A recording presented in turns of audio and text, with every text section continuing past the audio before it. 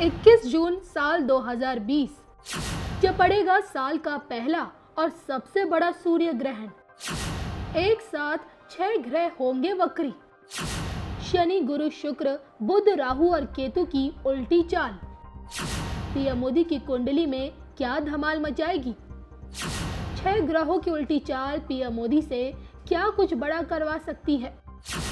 देश दुनिया पर इसका क्या प्रभाव पड़ेगा, बता रहे हैं आचार्य मयंक शर्मा जी। नमस्कार दर्शकों, मैं हूं ज्योतिषाचार्य मयंक शर्मा। हमारे यूट्यूब चैनल धर्म ज्ञान में आप सभी का बहुत बहुत स्वागत है। दर्शकों, हम चर्चा कर रहे हैं ग्रहों के राशि परिवर्तन की और साथ साथ ही आपको बताते हैं आपका मासिक राशिफल और जो घटनाक्रम होता है ग्रहों का उसके बारे में भी जानकारी देते हैं। आज हम चर्चा करेंगे 6 वक्री ग्रह रहेंगे और 6 वक्री ग्रह का हमारे देश के प्रधानमंत्री श्री मोदी जी की कुंडली पर क्या असर पड़ने वाला है, क्या कुछ उनका स्वास्थ्य रहेगा, कैसा उनका आगे का कामकाज का तरीका रहेगा, क्या कुछ वो बड़ा फैसला कर सकते हैं, कैसी उनकी गृह स्थिति बता रही है।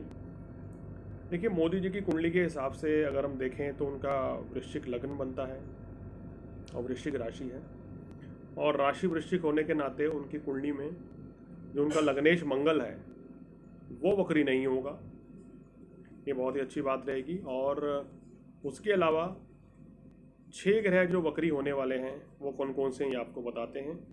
उससे पहले ये बता दें कि मोदी जी की कुंडली में अष्टम भाव में ये सूर्य ग्रहण पड़ रहा है, यानी कि अष्टम भाव हमारे स्वास्थ्य का होता है और जब अष्टम भाव में सूर्य ग्रहण पड़ता है तो थोड़ा सा सेहत संबंधी परेशानी कोई रहती है, मानसिक तनाव रहता है, भाग दौड़ बनी रहती है और व्यर्थ की परेशानियाँ बनी रहती हैं। तो देखिए, ये जो ग्रहण है ये मोदी जी की कुंडली में इस समय उनकी सेहत के दृष्टिकोण से थोड़ा सा ठीक नहीं रहता हुआ नज़र आ रहा है। उनको अपनी सेहत का ध्यान रखना चाहिए और अपनी डाइट का ख्याल रखना चाहिए, क्योंकि अष्टम का सूर्य ग्रहण उनको मानसिक तनाव की परेशानियां दे सकता है। और जो इस समय ग्रह स्थिति चल रही है उनकी, जो भी ग्रह स्थिति चंद्रमा में अभी शुक्र की दशा चल रही है बहुत अच्छी रहेगी।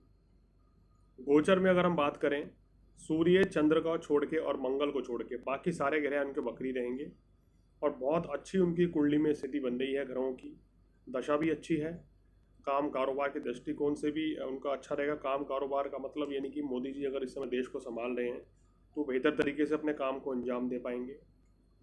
उनका स्वास्थ्य संबंधी थोड़ी सी परेशानी आ रही है, लेकिन इसका अगर वो समय रहते अपनी सेहत का ध्यान रखेंगे तो वो भी कोई बड़ी दिक्कत नहीं रहेगी।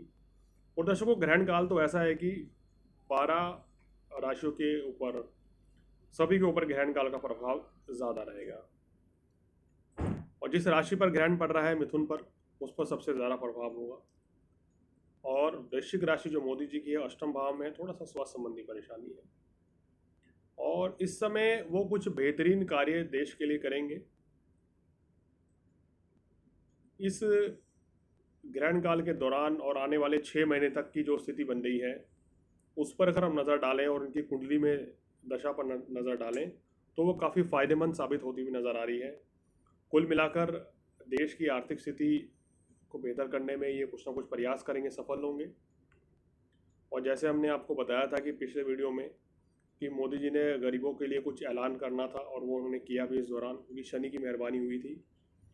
और जो इस दौरान जो ग्रहण रहेगा मिथुन राशि में पड़ रहा है, मिथुन राशि का स्वामी जो बुध होता है और बुध हम देखते हैं व्यापार का कारक माना गया है। तो इस बार मोदी जी कुछ ऐसा काम करेंगे कि व्यापारियों को कोई सौगात देंगे। जो देश के छोटे उद्योगपति हैं, मध्यम उद्योगपति हैं या बड़े उद्योगपति हैं, उनके लिए कोई सौगात रहेगी। उनके व्यापार संबंधी कोई ऐसी स्कीम आएगी या कुछ ऐसा फ़ायदा मिलेगा जिससे कि उनको बड़ा ज़बरदस्त लाभ मिलेगा और व्यापारियों की आर्थिक स्थिति जो है वो सुदृढ़ होती हुई नज़र आ रही है आने वाले समय में। इस समय व्यापारियों की स्थिति बड़ी डामाडोल है देश में। काम कारोबार की स्थिति लॉकडाउन के चलते, वायरस के चलते इसके थोड़ा सा प्रभावित हुई है। तो बुध जब ग्रह पड़ता है दर्शकों तो ये इस स्थिति को इम्प्रूव करेगा आने वाले समय में। मोदी जी के प्रयासों के जरिए से स्थितियों में सुधार होगा। और जो देश की कुंडली कहती है वृषभ लगन कर्क राशि, तो इसमें सिर्फ एक ही चिंता का विषय आ रहा है कि देश में स्वास्थ्य संबंधी परेशानियां रह सकती हैं। इसके अलावा काम कारोबार के दृष्टिकोण से, अर्थव्यवस्था के दृष्टिकोण से, खेती के दृष्टिकोण से, किसान के दृष्टिकोण से समय बड़ा अच्छा रहेगा। इस ग्रहण के अगर साइड इफेक्ट को कोई टाल सकता है तो वो शनि महाराज है। और शनि महाराज जब संकट मोचक बनकर बैठे हैं हिंदुस्तान की कुंडली में इस समय मकर राशि में, तो कोई भी और ग्रह या कोई भी ग्रहण जो है भारत का कुछ नहीं बिगाड़ सकता। हमारी स्थितियां बहुत बेहतर हो जाएंगी जैसे जैसे ये ग्रहण बीतता चला जाएगा। केवल स्वास्थ्य के पॉइंट ऑफ व्यू से इसलिए बार बार बोल रहा हूँ कि उसी चीज़ पर हर व्यक्ति को ध्यान देने की ज़रूरत है। प्रिकॉशन पूरा रखना चाहिए, सेहत का ध्यान रखें, साफ सफाई का ध्यान रखें, क्योंकि बुध जो है स्किन का कारक भी है। स्किन संबंधी रोग भी बढ़ सकते हैं, चर्म रोग जो होता है। और दूसरा बुध जो है बीमारी का कारक भी माना जाता है, बीमारियां इस समय बढ़ सकती हैं। इस समय आपको गले छाती के से संबंधित रोग बढ़ सकते हैं, क्योंकि 3 नंबर की राशि पीड़ित रहेगी। काम कारोबार के लिए अच्छा रहेगा, किसानों के लिए अच्छा रहेगा। व्यापारी जो खासकर छोटे व्यापारी हैं और शनि जनता का कारक माना जाता है, तो उनको बड़ा लाभ पहुंचेगा। छोटे व्यापारियों को इस समय बहुत बड़ा फायदा होता हुआ नजर आ रहा है दर्शकों आने वाले 6 महीने में। मोदी जी की कुंडली के जरिए से ये भविष्यवाणी करते हैं आज कि उनके अथक प्रयासों से ही आने वाले समय में जो उनके द्वारा योजनाएं लाई जा रही हैं समय समय पर, इसी के जरिए से ही देश का काफ़ी भला होगा। क्योंकि जब अष्टम भाव का सूर्य ग्रहण पड़ता है आपकी राशि में, अष्टम भाव, तो व्यक्ति जो है बहुत ज़्यादा सोचता है और गंभीर फैसले लेता है देश के लिए, दृढ़ निश्चयी होकर कुछ बेहतर करने का प्रयास करता है। तो ये सब जो स्थितियां बता रही हैं वो तो सारी भारत के पक्ष में बता रही हैं और मोदी जी के पक्ष में बता रही है। यानी कि जो 6 ग्रह वक्री होंगे, अब उसमें शुक्र भी वक्री है, शनि भी वक्री है, बुध भी वक्री है, राहु भी वक्री है, केतु भी वक्री है इस दौरान, और बृहस्पति भी वक्री है।